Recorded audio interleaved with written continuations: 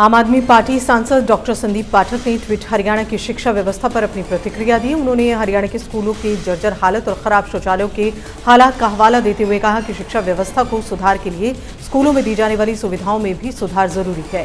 साथ ही उन्होंने कहा कि सरकार की स्कूलों की खराब हालत की वजह से प्रदेश में निजी स्कूलों को बढ़ावा मिल रहा है। उन्होंने कहा कि आम आदमी पार्टी का लक्ष्य हरियाणा की शिक्षा व्यवस्था को भी दिल्ली की तर्ज पर बेहतर बनाना है।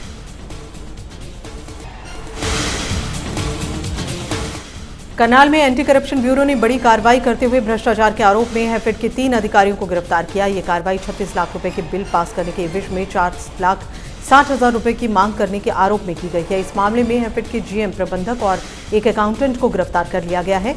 एसीबी ने 2 आरोपियों को रंगे हाथों रकम के साथ गिरफ्तार किया। वहीं तीसरे आरोपी को पूछताछ के बाद गिरफ्तार किया गया। बताया जा रहा है कार्रवाई के दौरान कुल 12,52,000 रुपए बरामद किए गए। एसीबी ने तीनों भ्रष्टाचारियों के खिलाफ संबंधित धाराओं में केस दर्ज कर लिया है।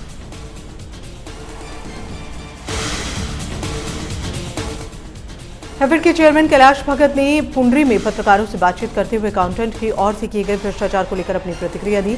उन्होंने कहा कि करनाल में हुए भ्रष्टाचार मामले को लेकर आरोपी अकाउंटेंट और अन्य आरोपी अधिकारियों के खिलाफ कड़ी कार्रवाई की गई है। किसी भी आरोपी को बख्शा नहीं जाएगा। यमुनानगर में ट्रैफिक पुलिस ने वाहन नियमों का उल्लंघन करने वालों के खिलाफ कार्रवाई की। आरटीए ने ओवरलोड वाहनों के 1 करोड़ 18 लाख के चालान किए। साथ ही स्कूली बसों को भी चेक किया गया। जिन बसों में सीसीटीवी कैमरे नहीं हैं और काम नहीं चल रहे हैं उनके भी चालान काटे गए। यमुनानगर आरटीए हैरतजीत कौर ने यह बताया कि नवंबर महीने में वाहनों के ओवरलोड एवं प्रतिबंधित इलाके में जाने पर 1 करोड़ 18 लाख रुपए के चालान किए गए। प्रतिबंधित वाहनों की शहर में एंट्री ना हो इसके लिए पुलिस को भी निर्देश दिए गए।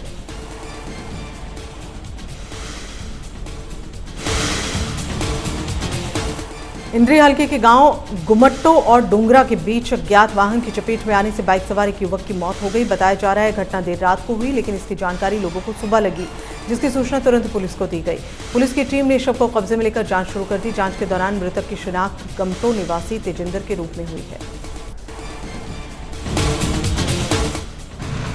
पहाड़ों में बारिश और बर्फबारी के बाद मैदानी इलाकों का पारा गिरने लगा है। पंजाब, हरियाणा, दिल्ली समेत कई जगहों पर तापमान गिरने के साथ साथ सड़कों पर कोहरे की सफेद चादर दिखाई दे रही है।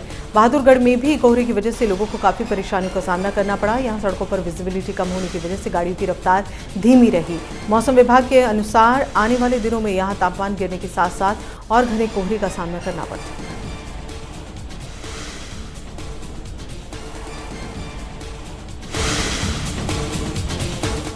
अंबाला में ठंड बढ़ने के साथ साथ धुंध और कोहरे ने भी दस्तक दी है। यहां विजिबिलिटी कम होने की वजह से सड़कों पर वाहन चालकों को काफी परेशानियों का सामना करना पड़ा।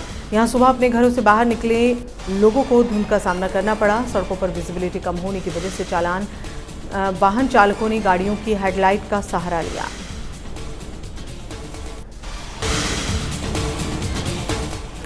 सर्दियों की शुरुआत होती ही कोहरा बढ़ने से जहां लोगों को भारी परेशानी का सामना करना पड़ा, वहीं कोहरे का असर ट्रेन्स पर भी दिखाई दे रहा है। कोहरे को देखते हुए अंबाला में 1 दिसंबर से लेकर फरवरी तक करीब 15 एक्सप्रेस ट्रेन और 3 पैसेंजर ट्रेन को रद्द कर दिया गया। हालांकि जिन लोगों ने इन ट्रेन में बुकिंग करवाई थी उन्हें पूरा पैसा रिफंड किया जाएगा।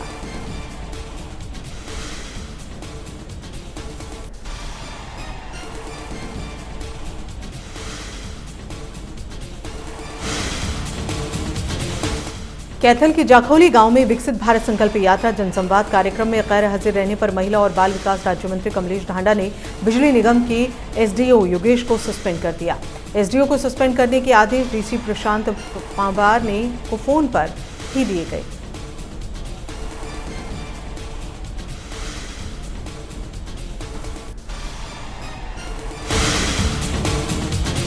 दिल्ली से सटे गुरुग्राम में रेस्टोरेंट संचालक पर दबंगों द्वारा हमला करने का मामला सामने आया। हालांकि ये पूरी वारदात सीसीटीवी में कैद हो गई। गुरुग्राम के 15 का ये मामला है और ये मामला बताया जा रहा है जहां बदमाशों ने इस घटना को अंजाम दिया। बताया जा रहा है मामूली कहास होने के बाद विवाद बढ़ गया। रेस्टोरेंट संचालक पर दबंगों ने हमला कर दिया।